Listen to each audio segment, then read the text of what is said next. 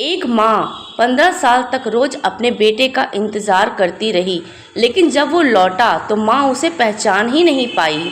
एक छोटे से गांव में सावित्री देवी रहती थी। उसका एक ही बेटा था, अर्जुन। अर्जुन बचपन से ही बहुत होशियार और मेहनती था, लेकिन उसके पिता बहुत सख्त स्वभाव के थे।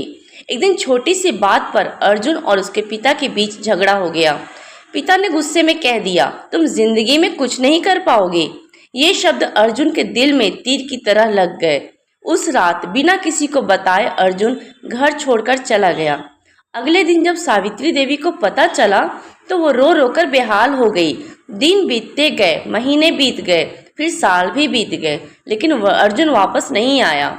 सावित्री देवी हर दिन अपने बेटे का पसंदीदा खाना बनाती और घर के दरवाजे पर बैठकर उसका इंतजार करती। गांव वाले कहते, अब वो नहीं आएगा, उसे भूल जाओ, लेकिन माँ का दिल मानता ही नहीं था।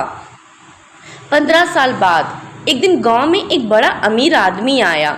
उसने गांव में पानी की टंकी बनवाई, स्कूल की मरम्मत करवाई। पूरा गांव उसकी तारीफ करने लगा, लेकिन वो आदमी अक्सर सावित्री देवी के घर के सामने रुकता और दूर से उसे देखता रहता। एक दिन उसने हिम्मत करके सावित्री देवी के घर के दरवाजे पर दस्तक दी। सावित्री देवी बाहर आई और उसने देखा, लेकिन वो उसे पहचान नहीं पाई। उस आदमी की आंखों में आंसू आ गए। उसने धीरे से कहा, माँ, मैं अर्जुन हूँ। सावित्री देवी कुछ पल के लिए चुप रह गई। फिर उसने कांपती आवाज में कहा, नहीं, मेरा अर्जुन तो 15 साल पहले चला गया था, वो इतना बदल नहीं सकता। अर्जुन रोते हुए बोला, माँ, मैं वापस आना चाहता था, लेकिन मुझे डर था कि पापा मुझे अपनाएंगे या नहीं।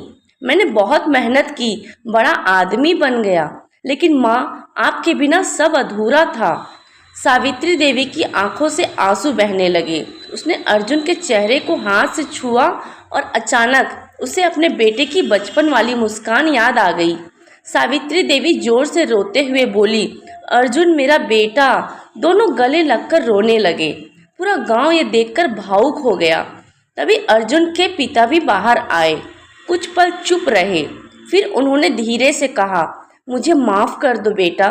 उस दिन गुस्से में जो कहा वो मेरी सबसे बड़ी गलती थी। अर्जुन ने उनके पैर छू लिए और कहा, पापा, मुझे भी माफ़ कर दीजिए। उस दिन के बाद वो परिवार फिर से एक हो गया और गांव वालों को एक बड़ी सीख मिली। गुस्से में बोले गए शब्द रिश्तों को सालों तक तोड़ सकते हैं। परिवार से बड़ा कुछ नहीं होता और समय रहते माफ़ी मांग लेना ही सबसे बड़ी समझदारी है।